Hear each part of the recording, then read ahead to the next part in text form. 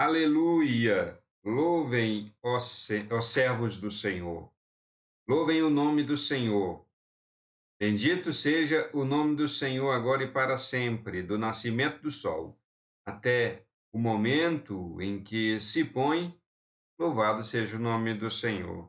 Excelso é o Senhor acima de todas as nações, e a sua glória está acima dos céus.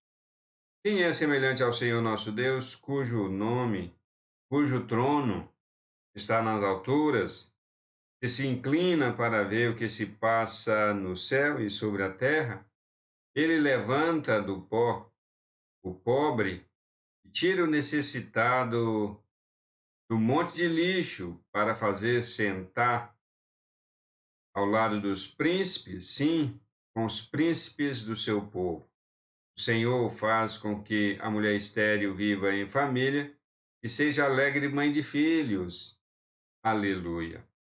Este salmo talvez não faça muito sentido na cabeça de muitos cristãos, mas é um salmo extremamente importante na vida do cristão.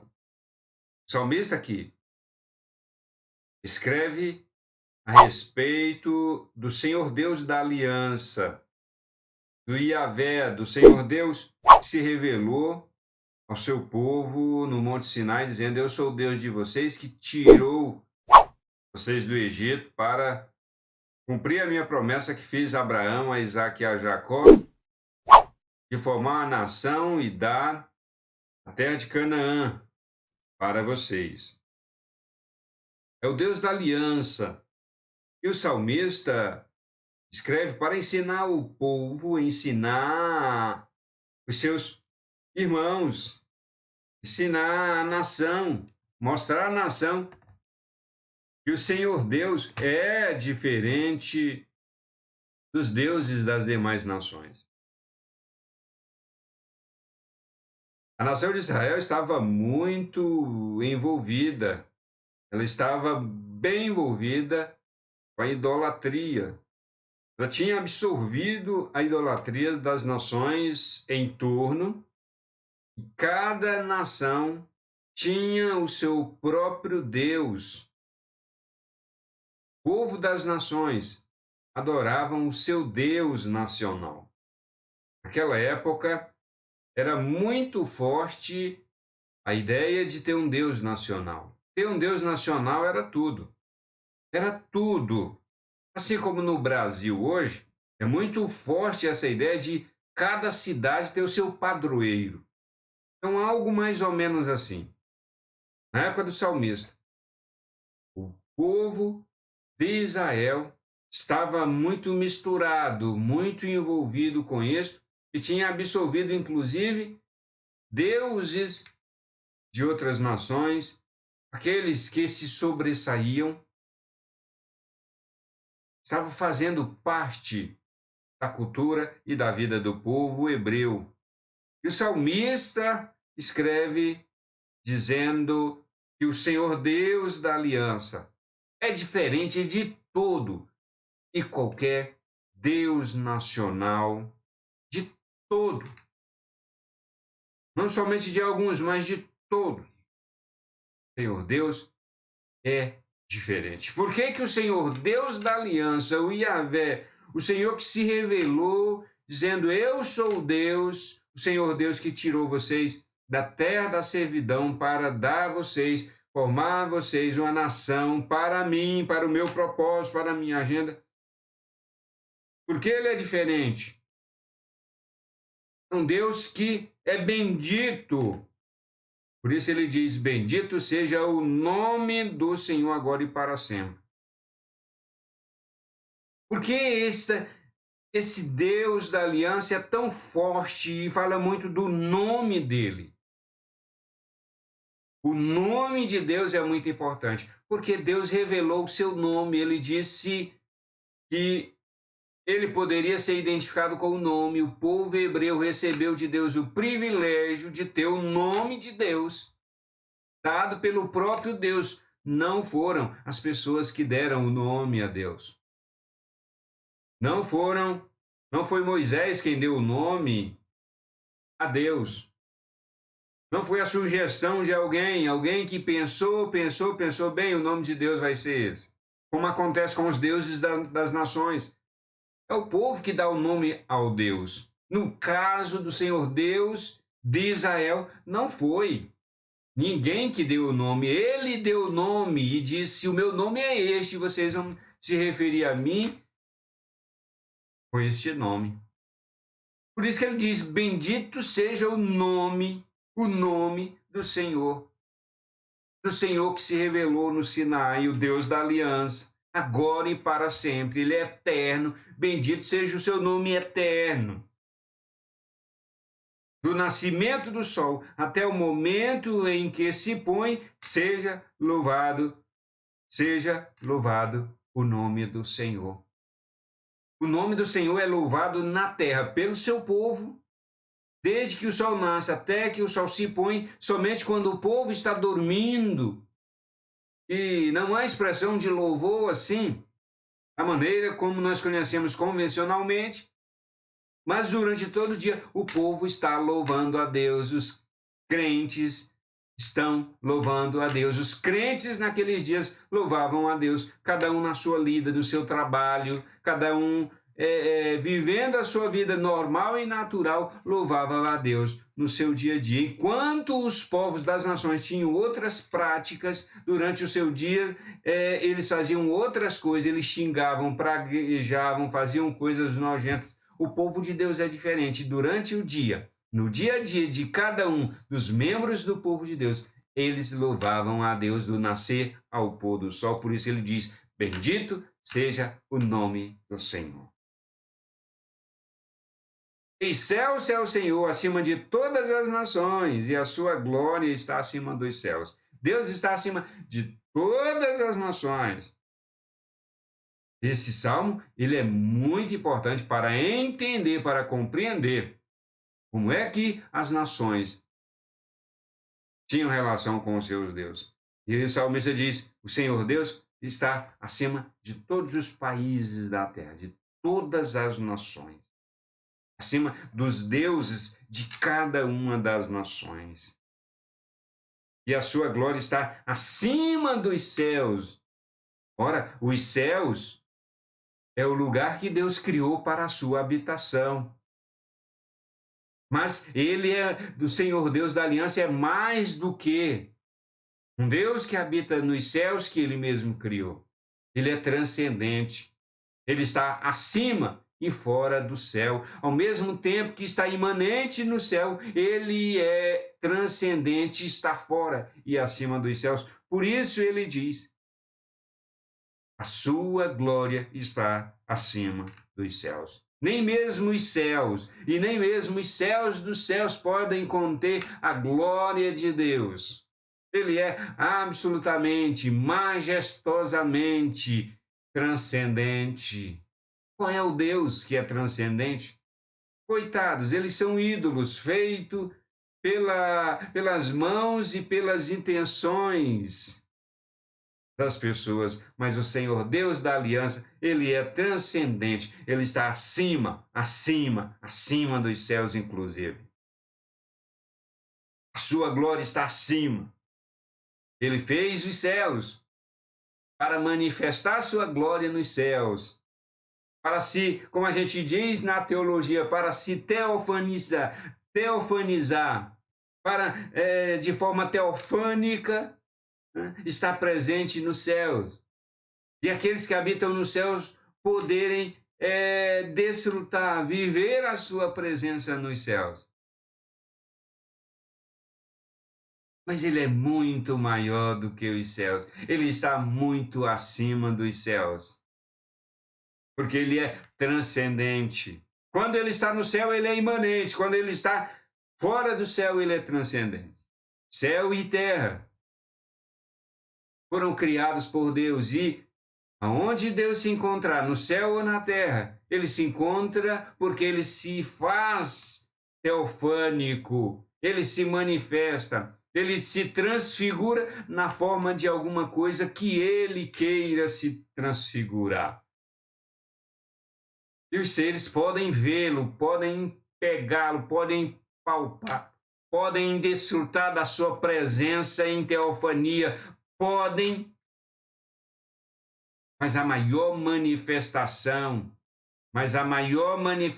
de Deus, o maior gesto de entrada de Deus na terra e nos céus, não é por meio da teofania, é por meio da encarnação de Jesus Cristo, nosso Senhor. Mas ele está acima dos céus dos céus. Quem é semelhante ao Senhor, nosso Deus, cujo trono está nas alturas, que se inclina para ver o que se passa no céu e sobre a terra. Ele está acima dos céus e ele se inclina para ver o que está acontecendo nos céus e o que está acontecendo na terra. O Deus da aliança. Essa é a relação do Deus da aliança com o seu povo. Os deuses das nações, eles, coitados, estão aí. Eles precisam que as pessoas vão adorá-lo. E o Senhor Deus se inclina para ver o necessitado. Qual é a relação do Deus das nações, dos deuses nacionais? Qual é a relação deles com o povo, com o seu povo, com aqueles que se inclinam para adorá-lo? Ele tem alguma relação pessoal? Senhor Deus da aliança. Ele se inclina para ver o que acontece tanto no céu como na terra. Ele acompanha os passos de cada um. Não somente acompanha, ele administra, ele gere, ele governa o mundo e governa a vida particular de cada pessoa. Cada agenda humana, cada propósito humano, cada pensamento humano. Deus está no governo, sim. É diferente dos deuses nacionais. Muito diferente. E a relação dele é muito compassiva. Com o seu povo, ele levanta do pó o pobre. Deus tem uma relação incrivelmente forte com o pobre. Mas não é o pobre pelo pobre. Ah, que Deus gosta do pobre porque simplesmente ele é pobre. Não. A relação de Deus com o pobre é uma relação muito forte, porque o pobre de fato e de verdade, o pobre de espírito, e o pobre, materialmente falando, ele é muito dado a inclinar o seu coração, a quebrantar o seu coração, a ser humilde de coração. O pobre, o qual o salmista está falando, é muito mais do que o pobre que não tem nada, que não tem recursos, que não tem casa, que não tem carro, que não tem dinheiro, que não tem um trabalho. O Senhor Deus, a relação de Deus aqui não é com classe social, com a classe social pobre, não, nada a ver, nada a ver. O salmista poderia não ter toda essa noção, mas o que o Espírito das Escrituras em toda a Bíblia Sagrada ensinam é que a relação de intimidade com Deus é com o pobre de espírito. É com aquele que é quebrantado de espírito, não com os orgulhosos. E se for o caso, o rico orgulhoso, Deus não tem nenhuma relação de intimidade, porque Deus resiste o soberbo, Deus resiste os orgulhosos até as últimas consequências. Ele levanta do pó o pobre e tira o necessitado do monte de lixo. Essa é a relação de Deus com os humildes do seu povo, com aqueles que vivem de forma humilde, daqueles que se humilham, daqueles que, ao serem humilhados, clamam a Deus. Por isso é importante a humildade na vida do cristão, é importante a humildade na vida da pessoa, porque a humildade é justamente por causa dela que existe intimidade entre Deus e o homem. Deus não tem intimidade com pessoas orgulhosas, não, ainda que elas o busquem, ainda que elas cantem louvores a Ele, mas não é humilde, Deus não tem nenhuma relação pessoal e de intimidade com ela, não. Pelo contrário, Deus resiste o cristão soberbo, orgulhoso, mas humilde. Deus levanta o humilde do pó. Deus levanta o humilde do lixo. Por isso que Jesus Cristo disse: os primeiros são os últimos, e os últimos são os primeiros. Os últimos são os primeiros, porque os últimos são os últimos da lista, são os últimos que não se dão nada por eles, são os humildes, são os humilhados, são aqueles que são colocados por últimos, são aqueles que a sociedade, o povo, a nação coloca por último, porque eles não lhes acrescentam nada, mas estes são humildes de coração e são colocados por últimos. Deus coloca em primeiro lugar. Essa é a relação do Deus da aliança com o seu povo, com as pessoas do seu povo que são absolutamente humildes.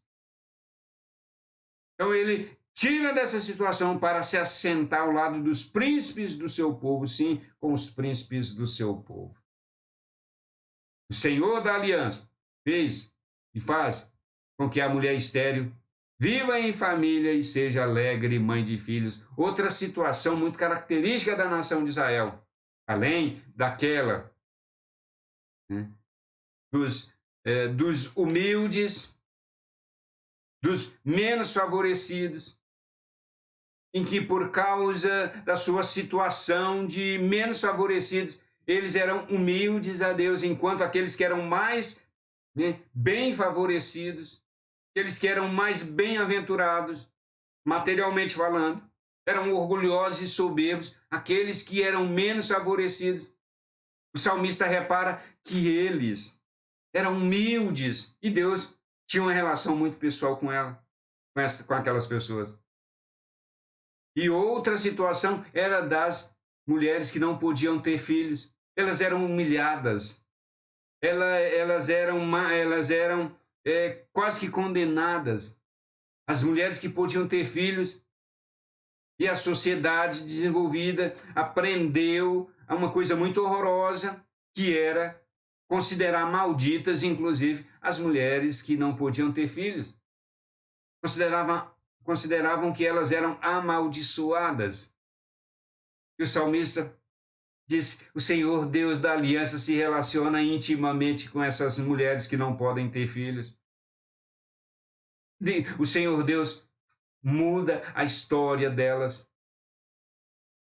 Você, povo nacional, que crê, que acredita, que absorveu essa crença horrorosa de que ser pobre é maldição, de que ser humilde materialmente falando é maldição, e você acredita que a mulher que não pode dar à luz é maldição. Deixa eu dizer uma coisa para vocês, não é não. O Senhor Deus da aliança, o Senhor Deus da aliança, o Senhor Deus da nação de Israel, não vê assim como vocês veem, não vê de jeito nenhum.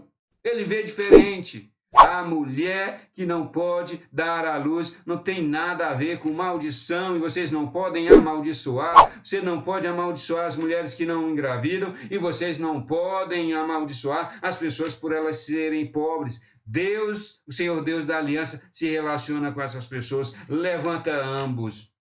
Compartilha este vídeo aí, para as pessoas saberem que cada cidade do nosso país tem um ídolo e que as pessoas se prostram diante do ídolo. Que Deus tenha misericórdia do nosso país. Nós precisamos orar para Deus nos libertar. Compartilha este vídeo, porque é muito importante. É muito importante. Em nome de Jesus Cristo, Deus abençoe a sua família, que Deus abençoe a sua casa. A gente se encontra na próxima oração da madrugada.